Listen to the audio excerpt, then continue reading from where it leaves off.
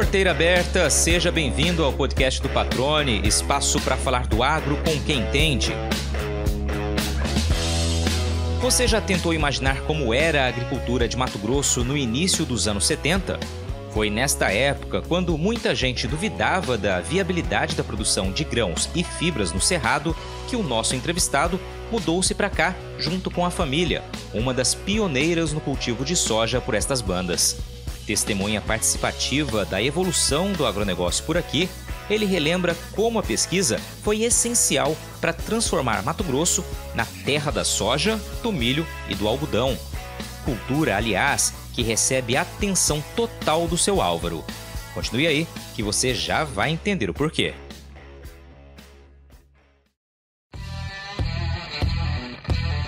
Produtor rural, engenheiro agrônomo, admirador e defensor da pesquisa e da ciência. Basta conversar alguns minutos com seu Álvaro Salles para entender o quanto ele é apaixonado pelo campo e por todo o trabalho que ajuda a desenvolver o agro.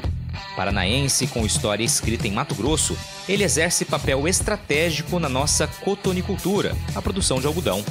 É o diretor executivo do Instituto Mato Grossense do Algodão, que foi criado com a missão de buscar soluções para desafios da atividade.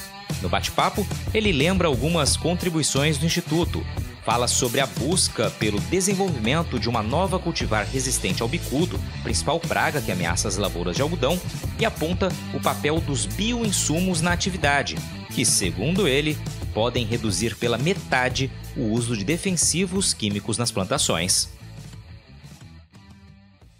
Seu Álvaro Salles, que prazer recebê-lo aqui no podcast do Patrone. Obrigado por aceitar esse convite. O senhor é uma das pessoas que, quando eu me mudei para cá em 2010, foi uma das primeiras pessoas, que a gente entrevistou. A gente tinha um projeto à época do Canal Rural com algodão, a Densar, então a gente conversou bastante já naquela época. E o senhor sempre nos atendendo muito bem.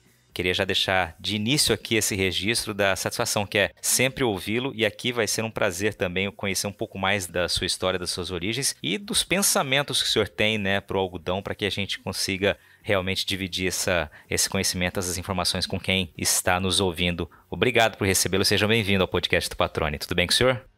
Tudo bem, obrigado. Sempre um prazer também falar com você, e principalmente compartilhar minhas experiências, Afinal de contas, eu sou um cara relativamente vivido na agricultura do Mato Grosso, Então, é muito legal sempre você poder contribuir para os que vêm não cometer os mesmos erros que nós cometemos no passado, Legal, quando o senhor fala, relativamente vivido na agricultura do Mato Grosso, a gente vai ouvir isso daqui a pouquinho, o senhor relatando, o pioneirismo, a gente conversava aqui antes de começar a gravar a entrevista, tá no sangue, do senhor, da família, e isso aqui em Mato Grosso também tem um capítulo muito importante da nossa agricultura, passa pelo trabalho que a sua família desenvolveu, o senhor estava lá junto. Vamos começar primeiro contando um pouquinho das origens do senhor. O senhor é de Francisco Beltrão, no Paraná, filho de comerciantes. Conta um pouquinho das suas origens, seu Álvaro.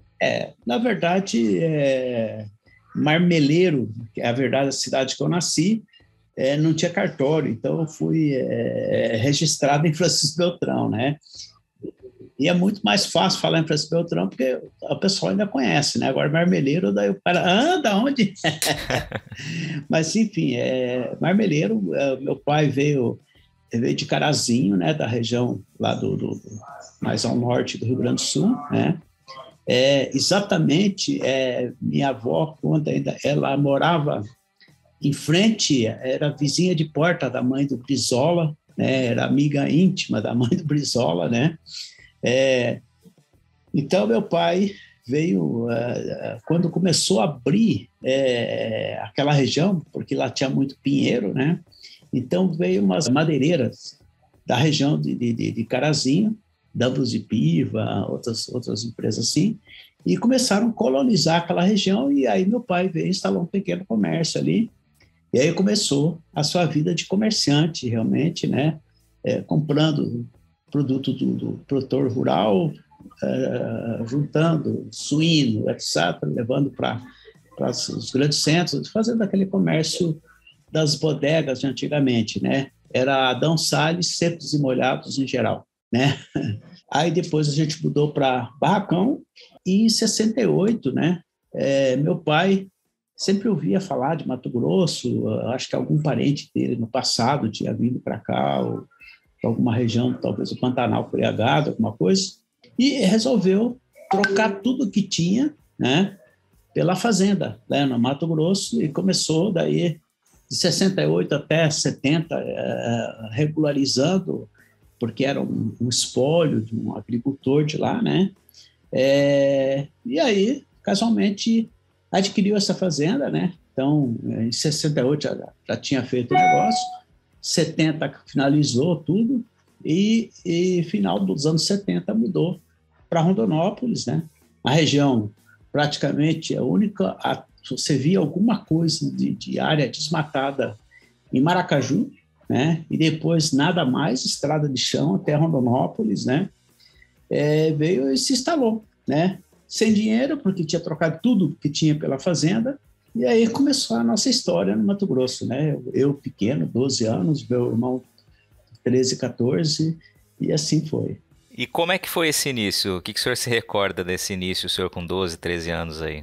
Bom, veja bem, primeira coisa assim, foi um choque, você saiu, eu era menino de cidade, né, e vim, praticamente fiquei um ano sem conhecer Rondonópolis, porque nós tínhamos de veículo, um Chevrolet 52, que até hoje nós temos, nós guardamos, meu pai comprou novo, né, e uma Rural velha, né, aquela ainda de câmbio baixo, com 3 marchas para frente e um ré, era o nosso veículo. Então, não era um veículo de ir para a cidade, 50 quilômetros, já era um trecho meio comprido para aquele veículo, né? Então, primeiro foi o choque, né? Moramos, a metade da mudança ficou para fora da casa que nós tínhamos construído até então, né? Nossa diversão era pescar e caçar nos domingos. Meu pai não deixava tirar o trator do eito para ir um trator caçar, né? Realmente era tudo difícil, né? E na verdade, é o seguinte, foi a questão, até ontem, eu conversando com meu irmão, falando sobre o algodão, ele falando, me lembrando uma coisa, na verdade, ele fala assim, ó, o primeiro a plantar algodão no Cerrado foi o nosso pai, que foi em 72. Nessa época, Rondonópolis, a região lá de mata, que era Pedra Preta, Galileia, Nova Galileia, era uma região que estava em abertura, né? Então o pessoal que desmatava, trazia as famílias de São Paulo, né? E dava um percentual para os caras desmatar, plantar arroz, e eles plantavam também algodão. E aí nós pegamos um gerente que era acostumado a plantar algodão. Então, trouxe aquelas variedades de AC, aquelas variedades... Plantou. Só que também, naquela época, não existia nem fertilizante, nem calcário na região, né? Então, você não tinha fertilizante, você não encontrava um fertilizante, eu quero comprar uma tonelada, 2 toneladas de fertilizante. Não existia, porque o pessoal só plantava, naquela época, na região de terra fértil, que é o Vale do Jurigue, praticamente, né? Então, o pessoal do Paraná que vinha naquela época para o Mato Grosso, eles iam atrás de terras de mata, lá para o norte, para esses lugares assim, atrás da mata que era acostumado. Os colonos do sul iam atrás das matas, né, onde é fertilidade natural alta. Ninguém se falava em plantar em cerrado, né? Não se tinha conhecimento, por exemplo, de fertilização, de calcário, de nada, né? Então, por isso, aí plantou, ficou pequenininho, ruimzinho, não plantou mais, mas a gente, foi em 72, nós plantamos algodão. Isso meu irmão me lembrou ontem, isso aí eu estava até esquecido. Mas aí a gente começou plantando arroz, né? Inclusive a primeira semente de arroz que nós obtivemos na época foi doado por um produtor japonês lá de Pedra Preta, né? Porque ele falou assim, olha, a primeira vez que eu vim para aqui, alguém me ajudou, aqui eu vou ajudar vocês. Então, doou a semente de arroz. Eu acho que meu pai, exatamente a área que foi plantada, mas foi em torno de 60 hectares por aí, né? Meu pai comprou um trator, o primeiro trator financiado para abrir cerrado na agência do Banco do Brasil de Rondonópolis, foi o nosso trator, um CVT 1090, né? E isso aí, meu irmão, um tratorista, outro um braçal, e de vez em quando pegava um funcionário para ajudar, e a gente começou dessa forma, né? Realmente, sem calcário, sem fertilizante. Então, primeiros anos, eu lembro muito bem, o arroz, quando era terra de primeiro ano, encerrado, ele vinha durinho para cima, assim, só ia virar a folha, aliás, não era nem a folha, quando o cacho estava maduro, daí ele entortava, senão ele ficava ereto para cima, aqueles pezinhos pequenininhos, dava lá seus 10, 15 sacos por hectare, né? Mas era diferente também essa questão de renda, de preço agrícola, e a comida era cara, né, naquela época, né? Então, a pessoa trabalhava muito para comer, né, para não passar fome, e não tinha tanto supérfluo como hoje tem, né? Então, a pessoa que morava na roça, 10, 20 sacos de arroz, ele comprava um monte de coisa para ele passar um grande tempo, né? Se tem uma coisa que eu aprendi durante todos estes anos acompanhando a agricultura, é que uma boa safra tem que começar com um bom plantio. E para isso, a escolha de uma semente de qualidade é fundamental. Na Agrosol Sementes, a excelência dos produtos e serviços oferecidos é condição seguida à risca para garantir os resultados e a satisfação do agricultor. A empresa mato-grossense atua com multiplicação de sementes de soja há mais de 20 anos, uma história estabelecida sobre o tripé qualidade, credibilidade e inovação. Com produção de sementes 100% licenciada, em parceria com as principais obtentoras de cultivares de soja, a Agrosol Sementes garante um portfólio abrangente e com as melhores opções para todo o estado. Utilizando a tecnologia a favor do campo, a empresa também oferece comodidade e praticidade ao produtor com o aplicativo Agrosol, que ganha uma nova versão em 2021. Além da rastreabilidade expandida a todos os clientes que conseguem acessar informações detalhadas sobre todos os lotes de sementes adquiridos, o aplicativo também acaba de se tornar uma plataforma de acesso a ofertas e a realização de orçamentos, tudo de maneira simples e intuitiva. Para começar a aproveitar os benefícios da semente na palma da sua mão, é só baixar o aplicativo Agrosol pelo Google Play ou Apple Store e fazer o cadastro. Agrosol Sementes, germinando o futuro.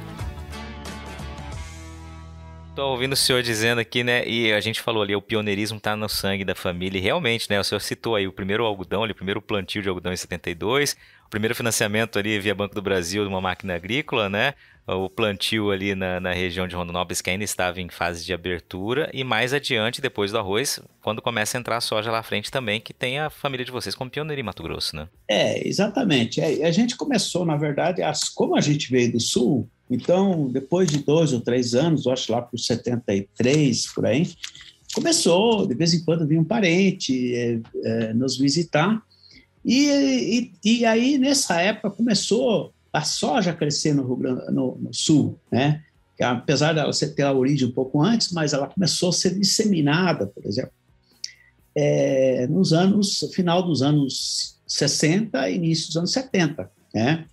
Então, não existia Embrapa, não existia IAC, existia Universidade Federal de Viçosa, essas coisas. Então, e o pessoal tinha começado a introduzir as variedades americanas, que chamava Davis, Bossier e outras variedades. Então, eu lembro que o pessoal trouxe uns pacotinhos de semente dessas variedades, né? E nós plantamos, como não tinha calcário nem fertilizante, né? Nós plantamos em áreas que o desmatamento era feito em enleiramento, né? Então, você empurrando as árvores, o capim, essas coisas na leira, depois queimava e ali ficava um pouquinho mais fértil, né? Então, nós plantamos nessas leiras a soja, mas mesmo assim as variedades totalmente sem adaptação nenhuma, ficou 2, 3 centímetros de altura no final, assim, na hora de colher, era 2, 3 vargenzinhas que ela conseguia dar. Então, a gente isso aí não dar certo aqui. Uns 2 ou 3 anos depois, quando começou a surgir a variedade Santa Rosa no Rio Grande do Sul, que foi muito plantado, uma das variedades assim que talvez foi mais conhecida no Rio Grande do Sul, já um pouquinho mais adaptada à região mais tropical, mais tropicalizado, nos mandaram 5 sacos dessa variedade, né? E nós plantamos isso aí, né? E realmente deve ter produzido uns 30, 40 sacos, né? Embora não tinha para quem vender, ninguém ouvia falar de soja em Rondonópolis, né? Era só arroz, né? Arroz, né? E a soja ficou aquela soja lá com tempão e não tinha para quem o que fazer, era fazer lavajão para os porcos, né? Sei que os porcos ficaram até doentes, tanto comer soja. Só tinha eles para consumir, né? E aí, com o tempo, daí começou a surgir, meu pai, assim, o primeiro calcário que a gente conseguiu fazer a aquisição era uma mina que abriu em Jataí, em Goiás, né? Nós buscamos calcário lá, daí trouxemos calcário, logicamente mal equipado, esse caminhão Chevrolet 52, você com uma pá de cima jogando, distribuindo, né? Então, um jeito totalmente como a gente conseguia fazer na época, né? E aí também surgiu, eu lembro até hoje, a primeira marca de fertilizante que a gente conseguiu comprar, que era Benzenex, né? Era uma fábrica de fertilizante, né? E aí a gente, logicamente, a resposta impressionava, né? Porque um arroz plantado sem fertilizante nenhum, na terra bruta do Cerrado, e com fertilizante, e também com vapor. Então, para cada coisa era aquele salto de produtividade assim, que dava, que animava todo mundo, sabe? E aí surgiu, casualmente, uns americanos de Rio Verde, eles tinham começado uma colônia lá, menonita, e nos trouxeram 20 sacos de uma soja que se chamava IAC2, né? Que eu considero a soja que realmente abriu o caminho para a soja no Cerrado do Brasil inteiro, não só do Mato Grosso, né? Então, nós plantamos essa soja, a soja cresceu, o pessoal ia lá, ficava impressionado, como tinha bastante já pessoas do Sul, da arroz, essas coisas. Eu sempre brinco assim que o trieiro chegou afundado, e tanto gaúcho passar ali para vir ver a soja, né?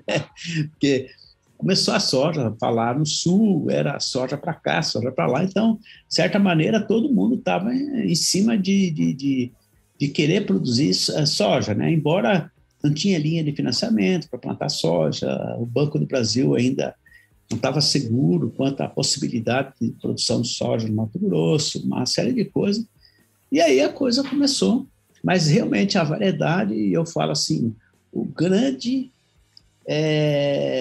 instituto, né? Primeiro, que realmente começou a criar variedade para o Cerrado e tropicalizar foi realmente o Instituto Agronômico de Campinas. O Brasil, eu acho que deve muito para esse instituto, sabe? E daí dele também surgiu depois outra variedade mais precoce, S8. Infelizmente, naquela época já estava assim, o pessoal começando a tirar o investimento dele, né? Então, a gente sabe que hoje está abandonado quase o IAC, né? Com pouco a pouco, assim, alguns heróis lá persistindo na briga lá, mas realmente pouquíssimo investimento, né? Importantíssima essa ressalva que o senhor faz, né? Acho que realmente enaltecer aqueles que ajudaram a fazer a diferença, né? E registrando a história que o senhor vivenciou. O que mudou o Mato Grosso a partir dessa iniciativa, a partir dessa cultivar utilizada, né? Ou seja, a porta de abertura, de fato, para toda a história sofrer uma modificação como foi, né, em Mato Grosso. Exatamente. E também não dá para deixar de falar, né? Porque a IAC foi a primeira, mas logo depois surgiu 2 variedades da UFV, né? Que é o UFV1 e o UFV5, teve outras também, mas essas 2, então, eu diria assim, essas 4 variedades, IAC2, IAC8, o UFV1, o UFV5, foi as primeiras que surgiram no Cerrado, assim, que começou a fazer a diferença, né? Agora, como tudo, os ciclos, por exemplo, que está mais ou menos regulado ao tipo de doença que aparece, né? Então, talvez no início da década de 80 para 85, por aí, começou, então essas variedades estavam muito disseminadas, né? E começou a aparecer a mancha olho de rã, que é a Cercospora sogina, né? Então, praticamente limpou essas variedades para trás. Aí, casualmente, surgiu a variedade cristalina, que foi uma variedade de origem, assim, meio controversa, assim, tem gente que fala que é a origem de uma UFV, outro que fala, mas foi selecionada, se não me engano, em Brasília, pelo senhor Francisco Terazava, né, um agrônomo que tem até hoje um programa de melhoramento, né? E essa variedade, então, ela era tolerante a Cercospora sogina, né? Então, ela rapidamente chegou a até ocupar 70% do cerrado da época, né? Aí, mais um pouco, daí surgiu o cancro da haste, também limpou para trás, né? Aí, nesse momento, os produtores já tinham começado a se organizar via Aprosmate, né? E eu não tenho vergonha de falar que eu era o presidente na época da Aprosmate, né? E a gente fez um convênio junto com o Itamaraty, com o Empaer, de abrigar um sistema de pesquisa, né? De observação de novas cultivares. Não tanto pesquisa como, na verdade, validar novas cultivares, que daí Embrapa já estava lançando bastante coisa. E, casualmente, uma das variedades que estava importante, que era, inclusive, da AFT, a AFT Estrela, ela tinha uma resistência para uma doença nova que estava surgindo, que era o cancro da haste, né?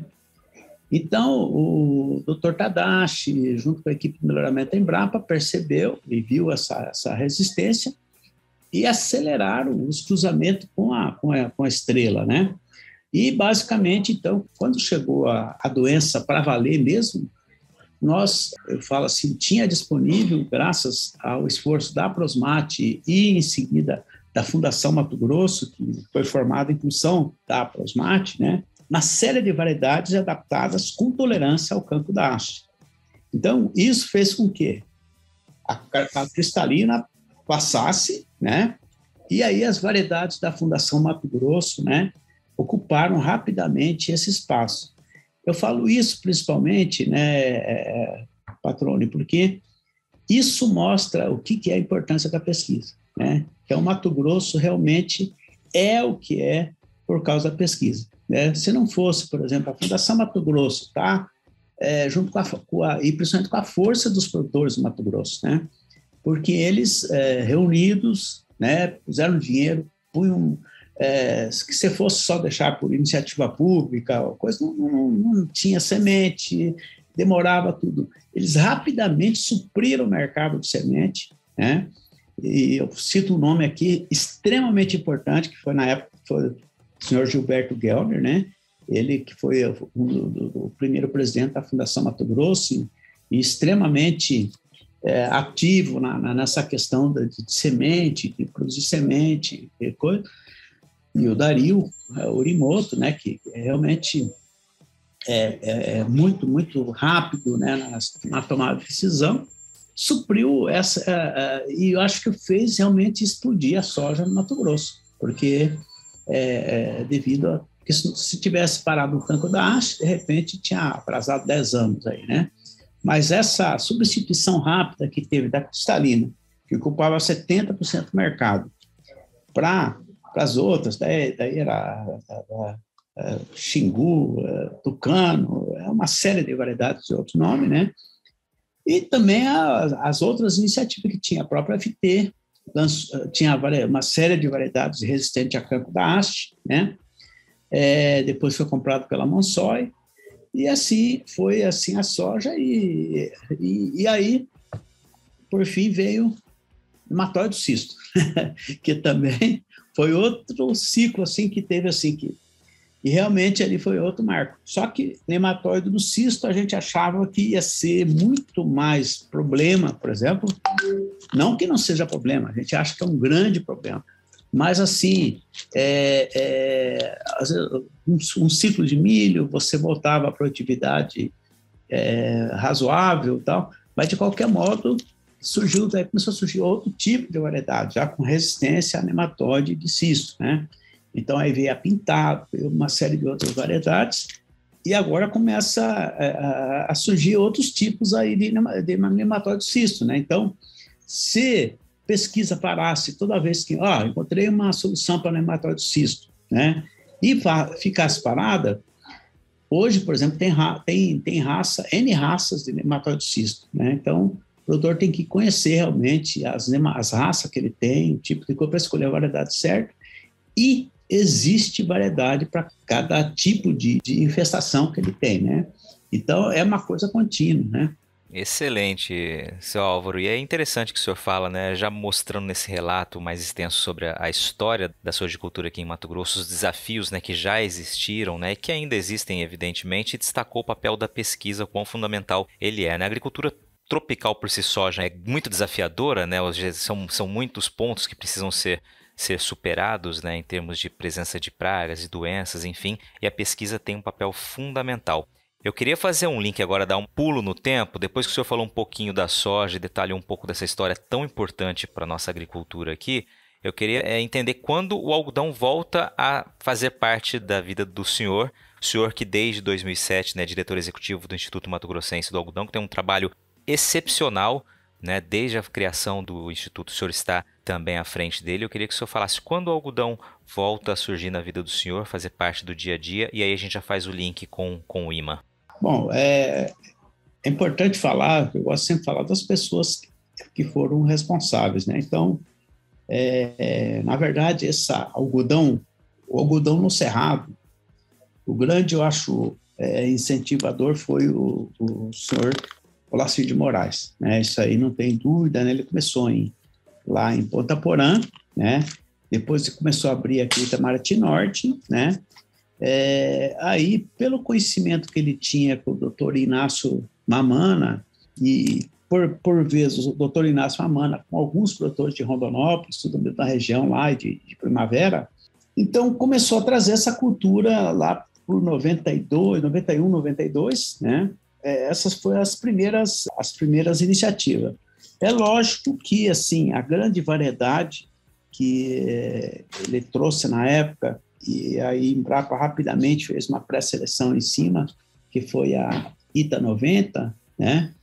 Que é uma originária da Delta Pine, a Cala 90, né? Fez muita diferença, porque é uma variedade extremamente rústica, né? Nós tínhamos um solo já melhor preparado, né? Com mais fertilidade. E aí, por exemplo, o agricultor é muito empreendedor e muito gosta de olhar o que os outros estão fazendo também, né? Então, em Rondonópolis começou o saquete, né? A agropecuária saquete. Nós começamos, primeiro ano, eu plantei em sociedade com o Benjamin Zantonati, acho que foi em 93, 94, plantamos uma área, a gente entrou com a área e ele entrou com a colheita, né? E aí, de 94 para cá, praticamente entramos na cultura do algodão para valer, né?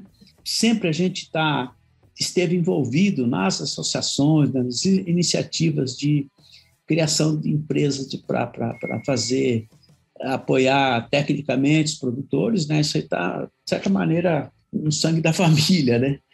E desde lá eu participei, então, eu sou da primeira diretoria da Abrapa, né? Das primeiras diretorias da AMPA, quando foi, na verdade, foi em 97, né? Que foi criada a AMPA, eu já participei logo, não sei se foi da segunda diretoria ou terceira, eu já participava como tesoureiro, sempre participei de certa maneira, né? E quase toda a minha família sempre foi assim. A gente sempre achou que sempre em associação a coisa é mais fácil, né, para o produtor, né? E aí, a partir nós tínhamos criado o Facual, depois de um tempo, o pessoal pediu para mim presidir o Facual, na verdade era um conselho gestor, então eu era um dos conselheiros, depois fui eleito, naquela época não era presidente, mas presidente do conselho gestor, digamos assim, né? Até que 2007, né? por uma observação nossa, que muitas vezes a gente financiava projetos de pesquisa, mas muito mais assim, eu, na visão, não só minha, como de outros conselheiros também, ela fazia uma pesquisa muito mais para mercado e não para resolver o problema do produtor, né? Que é a questão de doenças, a questão dos problemas que vão surgindo. Então, a gente resolveu criar o IMA, né? Então, em 2007, a gente criou o IMA, eu fiquei com dedicação exclusiva no IMA desde então, né? E, desde lá, estou à frente do Instituto aí por mais algum tempo aí que eu consiga, né? Porque realmente o IMA está num tamanho extremamente grande, né? Nós agora criamos a Condeagro para poder comercializar o IMA, é um instituto sem fins lucrativos, nós temos uma inscrição estadual, né? Então, a gente tem contribuído, eu acho assim, eu estava até fazendo uma relação esse dia do que a gente já fez, né? Já produziu, nossa equipe, né? Então, eu acho que nós temos um trabalho até além da própria cultura do algodão, né? Então, se você... Agora mesmo, nós acabamos de assinar um termo de intenção, né? Onde nós vamos produzir, isso foi uma demanda até de uma juíza, um promotor e os produtores de Sorriso, inseticida biológico para combate à mosquito da dengue, né?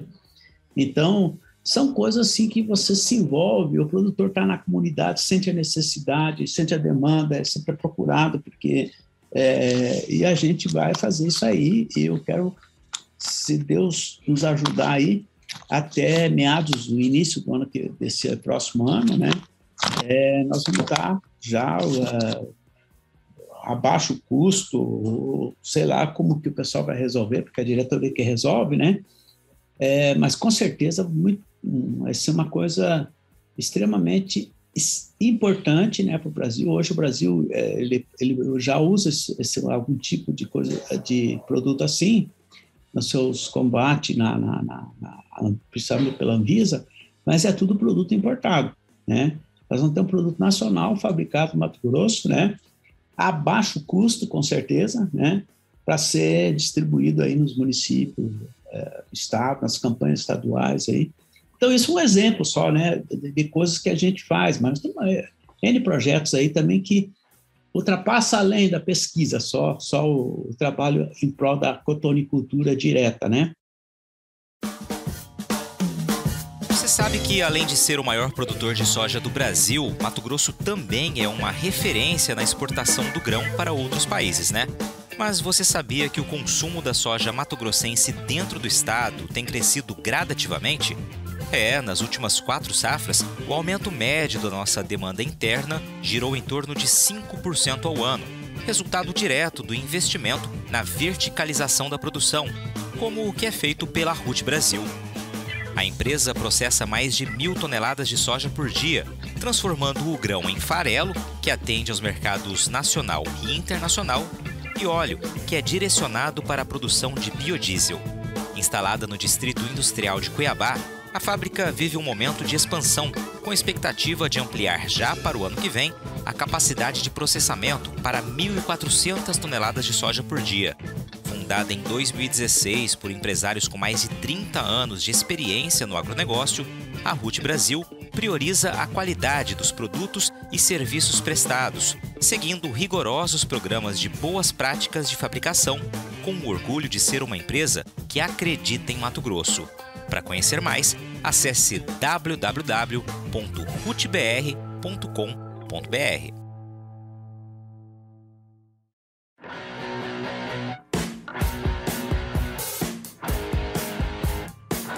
Você está ouvindo o podcast do Patrone, agroinformação com quem entende. Bom, seu Álvaro, o senhor apresentou um pouco do trabalho do IMA, né, do Instituto, já falando que ele vai além do campo, né, vai além do algodão, com o exemplo que o senhor mostrou agora. E eu só queria que o senhor fizesse um registro, né, dos desafios, como o senhor falou bastante sobre os desafios da soja, o quão difícil foi, né, viabilizar a cultura mecanizada do algodão aqui também, né, o cultivo mecanizado do algodão aqui em Mato Grosso. Foram N desafios, acho que seria legal o senhor também trazer um pouquinho dessa história, e daí a gente volta a falar do IMA. Na verdade, eu penso assim, que se a cultura da soja teve sua dificuldade, algodão é muito mais difícil, né? Eu até brinco com o pessoal assim, né? Enquanto que a cultura da soja você começa a pensar em plantar, você já consegue até vender a safra, né? A cultura do algodão você começa a pensar, né? Para você às vezes terminar aquele ciclo, vender o último fardo dali a 2 anos. Então é uma cultura extremamente assim trabalhosa, extremamente desafiadora, né? Acho que por isso que muita gente gosta, porque acho que o ser humano é movido a desafio, né? Mas, assim, eu diria assim, até que o algodão, eu acho que muito mais dependente da pesquisa do que a soja. Embora, lógico, tudo que aconteceu com a soja é devido à pesquisa, mas a pesquisa com o algodão é muito mais complicada, né? Porque você não trabalha somente com a produtividade em si. Produtividade é uma das características, mas você tem que trabalhar com a qualidade da fibra, né? E essa qualidade não é, assim, é um grão, mais óleo, menos óleo. É a fibra, o fio de tal qualidade, a espessura do fio, a resistência, o comprimento. E isso tem muitas interferências. Além da genética, tem interferência climática, tem um monte de coisa. E também a sensibilidade da cultura a vários problemas de solo, vários problemas foliares, né? Mato Grosso, eu sempre falo brincando, mas na verdade é muito sério, é excelente para uma produção de quase tudo, mas é excepcional para você multiplicar praga e doença também, né? Nós temos um clima aqui quente, úmido, e nós temos aqui no Mato Grosso, graças a Deus também, é uma condição que só nós temos aqui, que é fazer 2 culturas no ano, né? Então, você tira uma soja e planta algodão. Então, isso aí tem um lado bom de conseguir trazer receita para o produtor, né? Mas você também tem um outro lado, que é você multiplicar aquelas pragas, por exemplo, que se alimentam das 2 culturas, né? E às vezes até mesmo, mas faz a rotação com milho. Mas tem praga também que se alimenta dessa soja-milho. Então, são pragas polífagas, que a gente chama, né? Que tanto come uma coisa como come outra, se alimenta de uma coisa. Então, isso aí nos traz uma série de desafios, né? Desafios que às vezes superam, assim... por isso que nós não... Quando a gente trabalha, no caso do IMA, nós não buscamos apenas as parcerias aqui no Brasil. Nossos pesquisadores estão ligados em pesquisas no mundo inteiro. Sempre que tem alguma coisa surgindo lá em outro lugar, a gente está ligado, vendo o potencial que tem disso acontecer no Brasil, e a gente tenta se antecipar, né? Então, realmente é muito grave, né? Por exemplo, ninguém falava em ramulária, né? Quando começou-se a plantar algodão. Mesma coisa da soja, que ninguém falava em cancro da haste, né? Se falava um pouquinho de ramulose, né? Que é um tipo que já vinha as variedades de São Paulo, lá, né? Aí aqui começou a surgir a ramulária. E aí a gente começou a observar que determinadas partes do estado é mais intensa, outras menos intensa, e assim, daí a hora que nós conseguimos resistência, a Fundação Mato Grosso, e ela tem o seu mérito, a variante da ramulária, a Fundação Mato Grosso conseguiu rapidamente introduzir uma resistência, mas logo depois veio outra variante, né? Que a gente chama a variante 2. Aí, casualmente, nós conseguimos colocar numa variedade também essa variante, né? Aí, agora, nós já estamos percebendo que nós vamos ter que achar outro gene para a variante 3, que a gente está chamando de variante 3. Então, isso aí nunca para, né? Nematóide, mesma coisa. Ninguém falava em nematóide rotilentos em soja. Aí, só que um dos nematóides mais sérios para o algodão é o rotilenco, né? Aí começamos a observar que Mesmo na soja, que antes não era problema, o Rhotilencos começou a aumentar tanto que começou a ser problema. Agora a gente começa na pesquisa da soja, você selecionar variedades que diminuem a população de Rhotilencos. Então, são coisas, você nunca para. Sempre a pesquisa tem que estar observando. Casualmente, um pesquisador nosso, Rafael Galbieri, surgiu um problema de nematóide em Minas, um nematóide de galha, né, que a nossa variedade é totalmente resistente à galha, a meloidógene, né, que é um tipo de nematóide. Aí ele falou, mas não é possível, nossa, não pode dar. Foi lá, olhou, era uma galha diferente, ele tem contatos com o exterior, daí ele fez o primeiro relato de um novo nematóide. É um nematóide que começou, tem em Minas, lá encontramos na Bahia, e possivelmente logo ele vai estar disseminado, porque infelizmente acontece muito isso, né? Então é uma constante esse trabalho assim, sabe? Não pode parar mesmo a pesquisa, né? A evolução das pragas, dos desafios, né? Não para, né? Então a pesquisa tem que estar realmente muito atenta, como o senhor bem descreveu. E o senhor falou do desafio do algodão, seu Álvaro, e para quem não conhece da cultura do algodão, né, fica sempre a imagem que é uma cultura que é muito cara, né, exige muito investimento, exige um número muito grande também de pulverizações, até porque realmente é um ciclo mais longo, né, e tem muito tipo de ameaça, como o senhor descreveu, né? Esse é um dos desafios dos produtores, conciliar, né, tentar reduzir a necessidade de tantas aplicações, até para que o custo diminua. Como que é esse cenário hoje, para que as pessoas consigam dimensionar um pouco o que é um desafio de lavoura de algodão safra a safra? Na verdade, nós temos uma praga que a gente considera a praga-chave, que é o bicudo, né? Então, o bicudo é o tipo da praga difícil de controlar, por quê? Porque é uma praga que não come folha, né? Então, uma lagarta, você aplica um inseticida na folha, ela se alimenta da folha, ingere o inseticida e morre, né? Bicudo não come a folha. Bicudo, ele se alimenta dentro do botão floral. Então, a fêmea sobe, bota o ovo lá dentro, ele completa o ciclo ali dentro, protegido. Então, não existe forma de você atingir esse inseto enquanto ele está se desenvolvendo dentro da maçã. Ele vai cair aquele botão, né? Vai cair no chão, e daí vai sair de lá um inseto adulto que ainda no solo vai cruzar com macho com fêmea ali, e a fêmea vai subir botando ovo, e aí o ciclo vai continuando. Então, quando o produtor perde esse controle, é muito difícil de você baixar a índice. Então, você tem que fazer bateria, uma série de coisas. E um grande problema que tem é o alvo, você acertar esse animal, porque você não tem que contaminar exatamente a folha, você tem que contaminar o caule, né?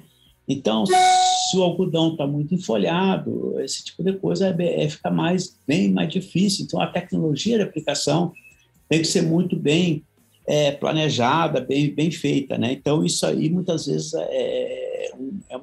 eu diria que a praga-chave. Mas é uma série de outras pragas. Então, e é tão sério que, lógico, que o transgênico ajudou, né? As lagartas, pessoalmente, mas a gente sabe que, especialmente algumas pragas, como a Spodoptera, né? É tanto ciclo por ano que ela consegue fazer que rapidamente ela está quebrando a resistência, né, das principais transgênicos que disponíveis no mercado. Então, nós iniciamos agora um intenso programa de bioprospecção. Então, bioprospecção de micro-organismos de solo, de planta, que possa combater essas pragas, né? É lógico que tem muita gente... Porque não existe milagre em agricultura. Então, já tem gente oferecendo para o produtor coisa assim feita de qualquer modo, feita numa caixa d'água. E aqui dentro da AMPA, o pessoal optou por a gente fazer uma biofábrica dentro dos requisitos técnicos ideais, né? Então, nós temos uma equipe da bioprospecção, onde faz os bioensaios, Isso faz com que a gente consiga gerar produtos, por exemplo, para combater nematóides, combater lagartas e, inclusive, a gente está buscando alguns produtos para combater bicudo.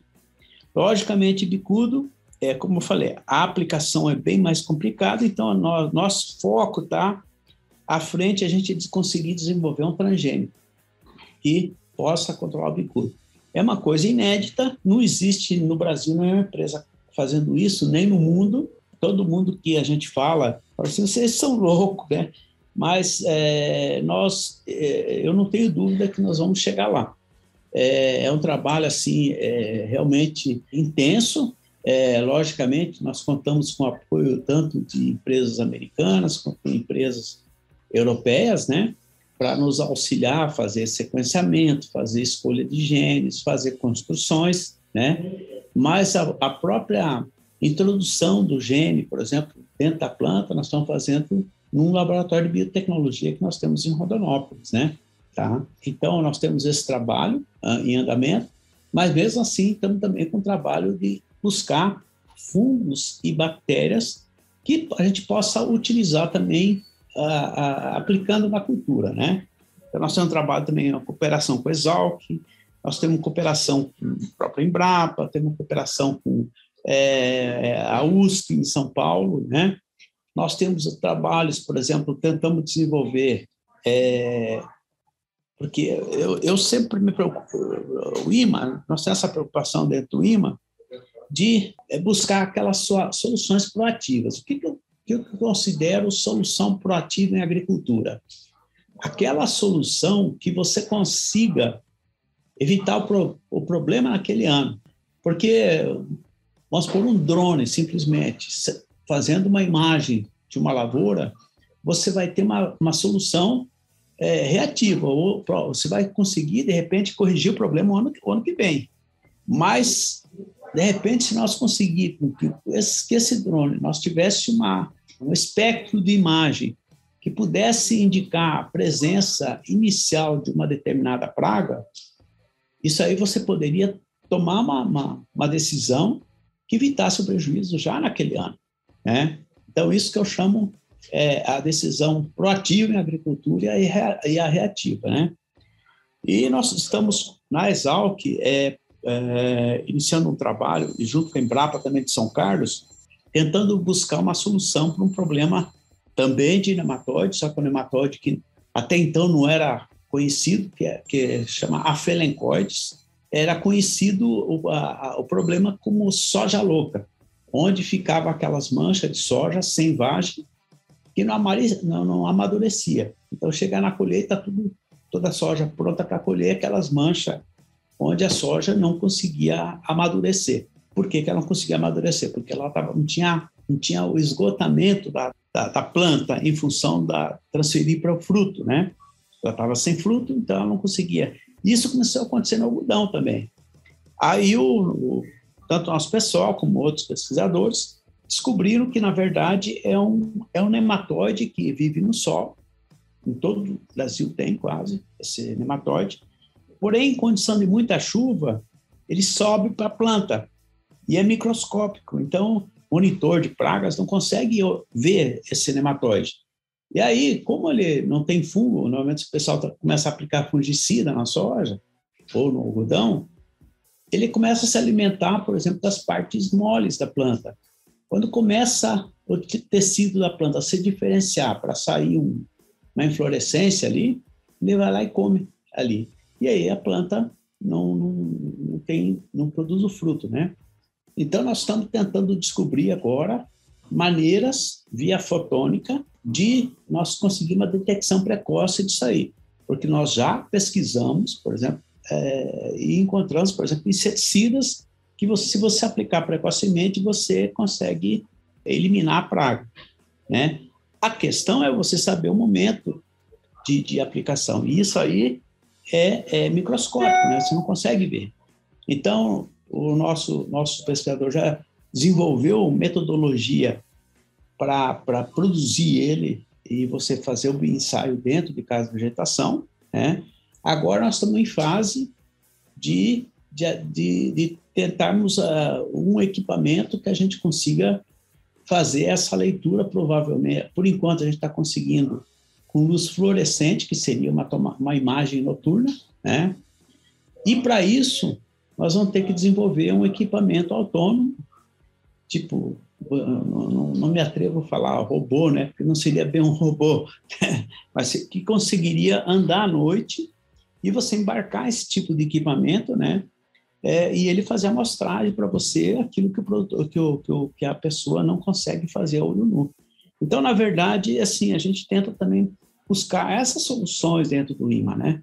Não só a melhor variedade, mas também buscar alternativas para que ele consiga ter medidas assim bem interessantes. Porque tudo, né, patrônio, você sabe, nós somos uma planta, por analogia assim grosseira, é um ser vivo, né? E como tal, todas as doenças em seres vivos, você tem uma doença que surge. Se você controla no início é uma coisa, se você deixa aumentar muito é outra coisa.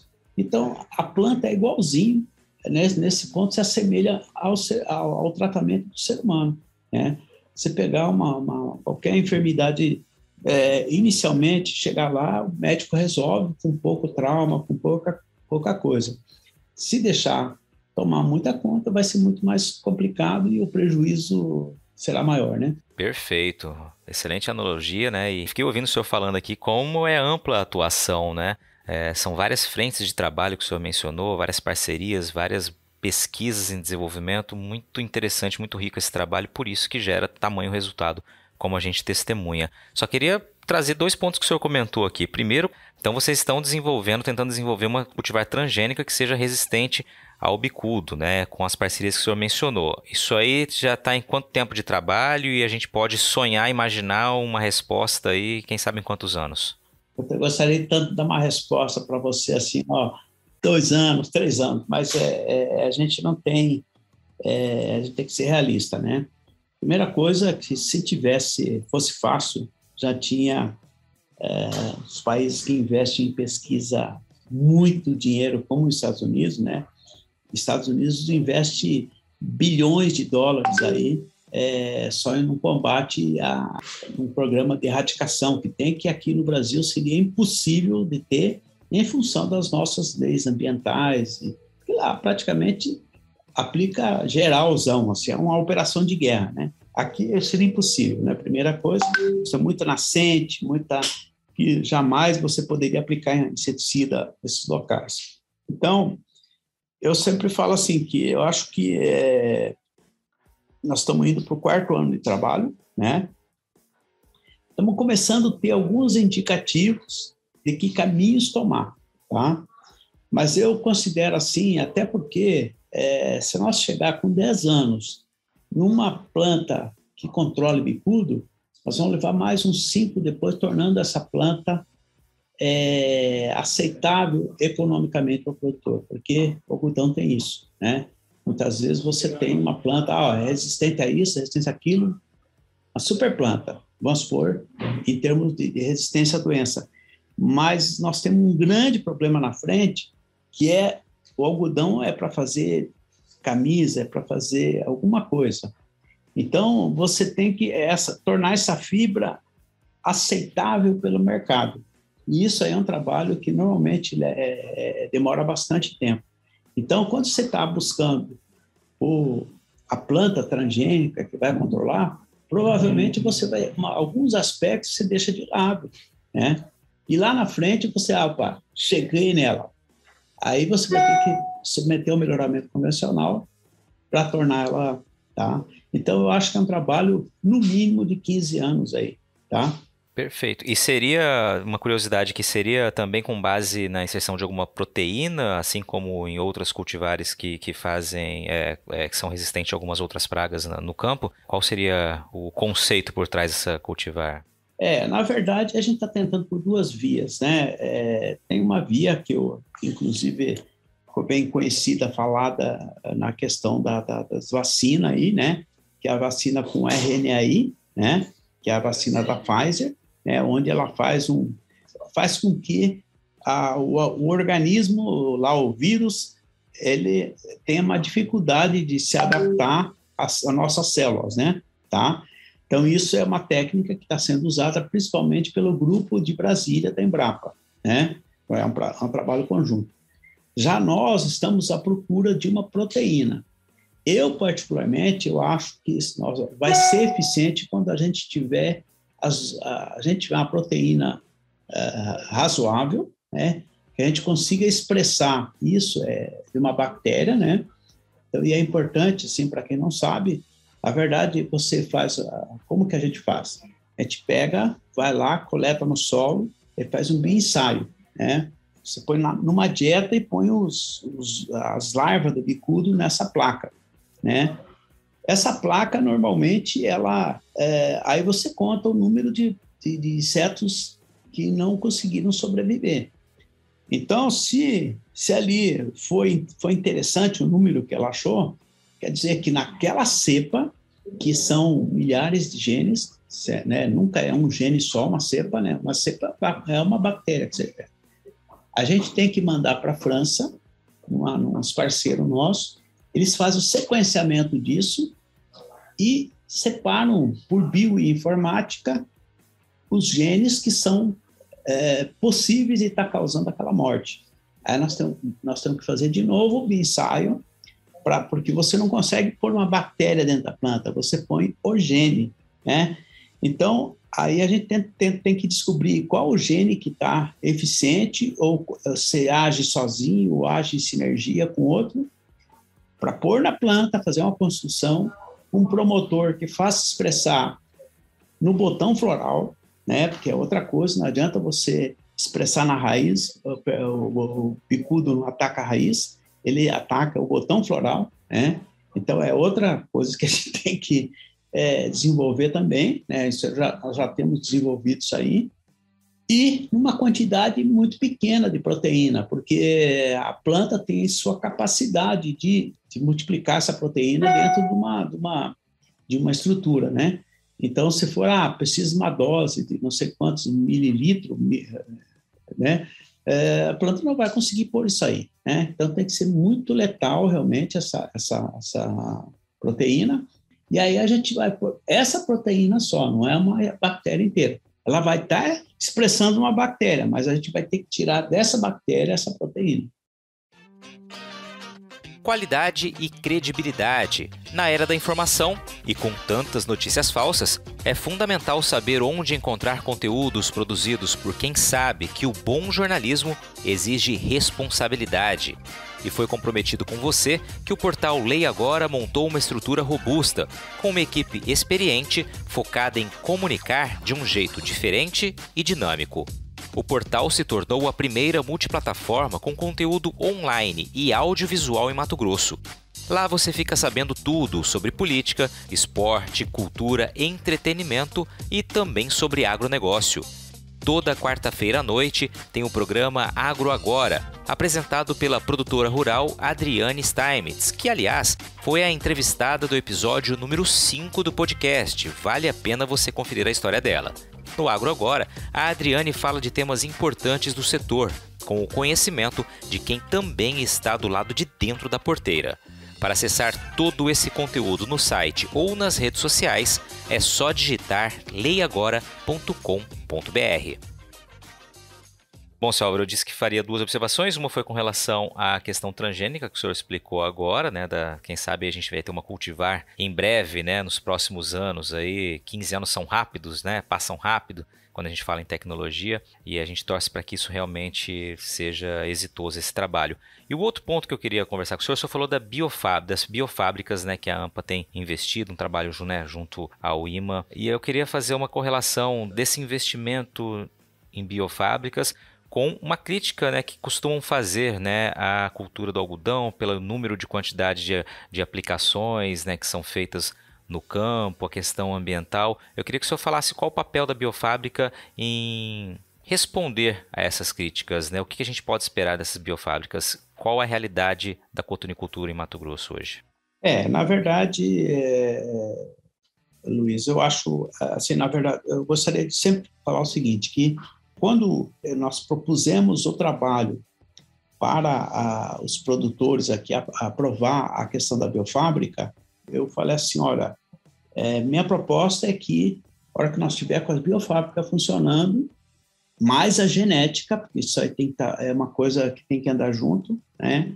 Nós vamos reduzir 50% a carga de químico na cultura do algodão. Bom, você vê como é que é a força da genética.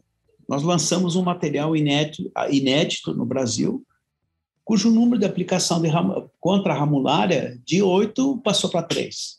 Tá? Uso de nematicida, onde tem nematóide meloidóide, passou para quase 0. Né? Então, se a gente for somar quase só aí já daria os 50%. Mas a gente espera que realmente essa combinação de genética mais biológico, né? Uma série de desafios também, porque o biológico você tem que, às vezes você consegue produzir, mas ele tem que ter vida de prateleira, o agricultor armazenar facilmente. A legislação brasileira é um pouco hostil ainda, não ao biológico em si, mas à categoria agrotóxico, né? E quando você não conseguiu separar bem ainda essa questão, olha, isso aqui é um agrobiológico, né? É um inseticida biológico, é a mesma lei que rege os dois. Então, você tem uma série de necessidades de você provar, e está certo, acho que a Anvisa tem que cuidar da saúde da população, mas eu não tenho dúvida que a gente vai conseguir facilmente reduzir aí, eu falo meu número, mantenho esse número ainda para não chutar mais alto, mas 50% aí de redução de uso. Tá? Nós estamos produzindo bactérias, então vamos produzir fungos agora, vamos começar a produzir, e vamos produzir vírus. Né? Então, a gente sabe, por exemplo, a Spodoptera, ela está quebrando a resistência de todos os transgênicos, que são sensíveis a uma proteína produzida pelo Bacillus thuringiensis, que também um biológico, né? Porém, o vírus ela não consegue, né? Por outro lado, nós temos um grande desafio, porque para você produzir o vírus, você tem que produzir lagarta. E produzir lagarta em alta escala, como a gente está prevendo em Sorriso, e são milhões de lagartas que se produzir, é realmente um desafio. Nós estamos desenvolvendo toda a parte de automação, é por isso que nesse nosso envolvimento com uma parte eletrônica também, mas a gente espera também, agora, no início do ano, já conseguir inaugurar a fábrica e já começar a ter produto à disposição do produtor. Quantas biofábricas são ao todo na perspectiva de vocês, Álvaro? Biofábricas são 3, tá? Uma de bactéria em primavera, né? A de fungos em Campo Verde e a de vírus em Sorriso. Perfeito. 2 já estão prontas e a próxima que está para inaugurar de Sorriso, é isso? 2. Funcionando está uma, né? A Campo Verde é praticamente pronta, né? Nós estamos fazendo os ajustes finais, né? E a de Sorriso, nós temos uma piloto em Rondonópolis, estamos treinando o pessoal para quando inaugurar Sorriso, o pessoal já vai iniciar trabalhando lá. Diante de toda essa perspectiva que o senhor comentou, né, focado no trabalho, no papel das biofábricas, né, a gente está vivenciando aqui uma nova revolução da cotonicultura? É um novo momento? Eu acho que da agricultura como um todo, né? Só eu acho assim, eu espero que o trabalho mal feito não atrapalhe muito o trabalho bem feito, né? Porque a gente vê de tudo por aí, né? Muita gente, por exemplo, ganhando dinheiro do produtor, chega lá aproveitando a propaganda, a conversa sobre biológico, e tudo é biológico. Na verdade, a gente sabe que existem riscos também, né? Nós temos bioprospecção e quando um micro-organismo mata muito, nós ficamos muito desconfiados nesse micro-organismo. E a gente submete a um outro teste. E, normalmente, quando acontece isso, é esse micro-organismo produzindo uma toxina que faz mal ao ser humano também, né? Então, tudo tem que ser com responsabilidade e bem feito. Nada que você faz pode ser feito de maneira fundo de quintal, né? Então, o objetivo nosso, como cooperativa, é produzir um preço justo para o produtor, né? O preço realmente, nós somos cooperativa, não temos que ganhar dinheiro muito para o produtor, né? Mas fazer uma coisa com alta tecnologia e segurança para o produtor. Maravilha, seu Álvaro. Eu só tenho a agradecer.